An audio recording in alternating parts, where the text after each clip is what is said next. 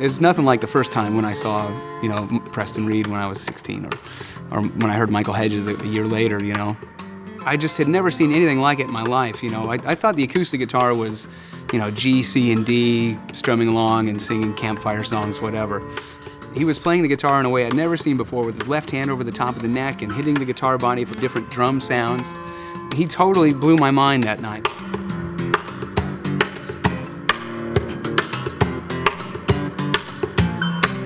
My parents used to always play music, like on records and stuff. Nobody was particularly a musician or anything, but we always had music on, and so I fell in love with music at a pretty young age, and I didn't get into actually playing the guitar until I was 13.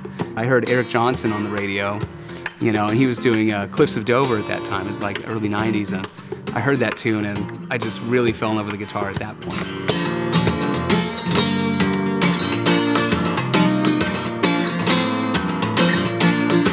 I was just really moved by just the melody that you were hearing. You didn't have to have words telling you a story. Just the music itself could really, transport you and really hit you in the heart, That became really powerful to me and changed the whole course of my life.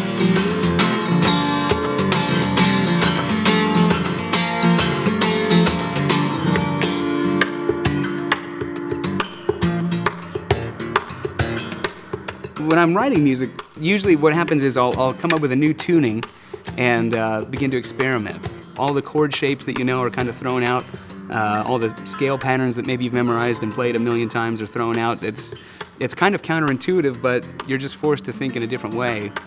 Maybe I'll hear an interesting riff or a chord progression, and then I'll hear a melodic idea that could go with it and try to play them at the same time. But there are other times where I'll just hear a melodic idea while I'm out driving the car or, doing something completely unrelated to the guitar, and then I'll try to find it on the guitar. I'm on the road a lot these days. I did about 200 concerts last year, so if I'm at the hotel room, sometimes I'll take a little recorder, and just record some of the new ideas, and then I'll develop those over the course of the year and come up with a piece of music that way.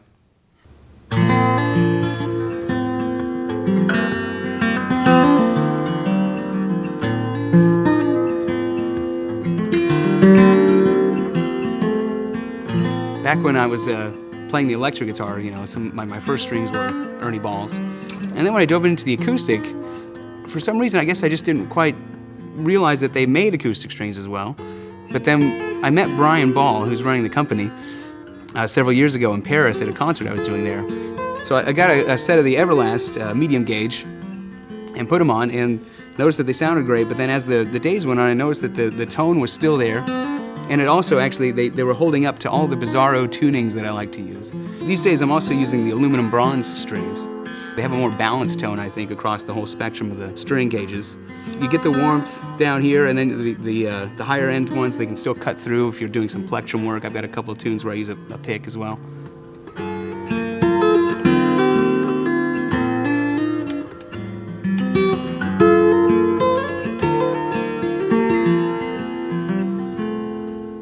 This approach to guitar, of course, takes some practice and some skill, As a soloist, if you're not going to be singing, you'll want to have some sort of melodic idea in there, as well as some accompaniment. And if you want to, get percussive on the guitar body. It is kind of maybe difficult in a technical sense, but the music itself doesn't have to be difficult. The melody can be something simple that people can connect with, because I think that's something that's very appealing. And in some of my songs that are a bit more popular, maybe even, just the melodies are kind of simple. They're sort of arranged like in a song format. Like here's an intro, here's a verse, a chorus, a verse, a bridge.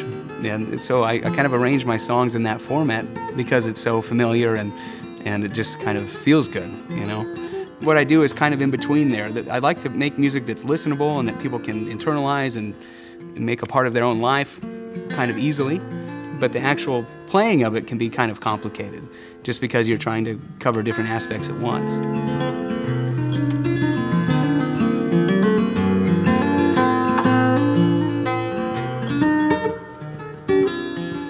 This way of playing the guitar as a soloist, you can't really fake anything up there. You have to be a genuine sort of person for people to connect with it, I think, and to be able to express yourself the right way. And maybe that relates in a way to to the way that I was raised by my parents and stuff, and just being an honest person, trying to be friendly and helpful, and all that kind of Midwest stuff. Maybe it ties into it, maybe it doesn't, but I do try to put myself into my music though in a very honest way, and I think the acoustic guitar helps me do that.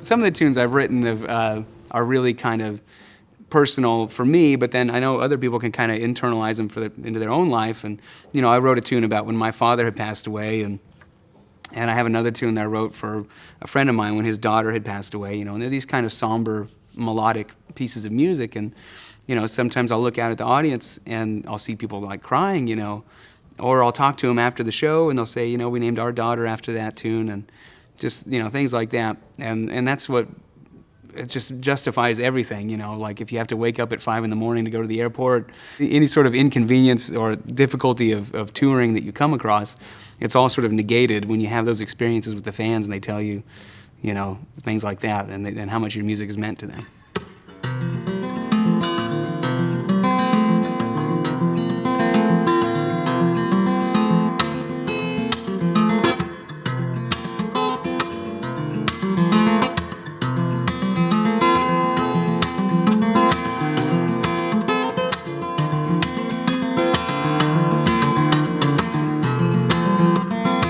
Being out on tour and stuff, I love getting to meet the fans after the show, but during the show too, that sort of connection that you have on stage performing live is, there's nothing else quite like it. And for me, it's strange to say maybe, but it's kind of like a meditation in a way. I'll often close my eyes and just try to hear the music and express it in the best way that I can.